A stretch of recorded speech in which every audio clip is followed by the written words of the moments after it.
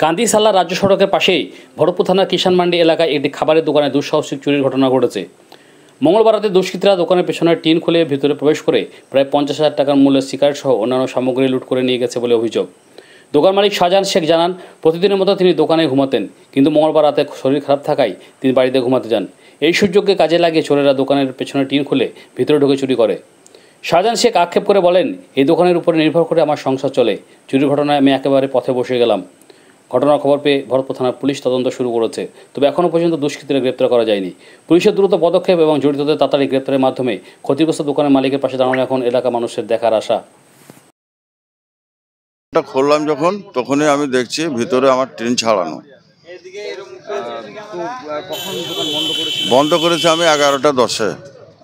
আমি হরদিনই দোকানে শুই, তো কালকে আমার শরীরটা খুব খারাপ ছিল। আমার বাড়ির লোক সেই হিসাবে বললে আজকে না দোকানে যেতে হবে না, আজকে বাড়িতেই থাকো। সেই হিসাবে সকালবেলা এসে দেখছি আমার টিন ছাড়ানো।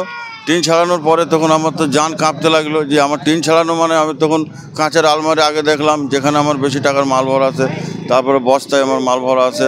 দেখছি বস্তা মস্তা সব ঝেড়েলি চলে গেছে, খুচরো পয়সার জায়গাগুলো সবই ঝেড়েলি চলে গেছে। খুচরো টাকা আপনার 1,000 প্রায় ছিল। আমার 10 টাকার নোট, এই 2 টাকার নোট, এইসব কয়েন পয়েন্ট করে, হ্যাঁ, এমনি নোট টাকা ছিল না, সব কয়েন টাকাই ছিল।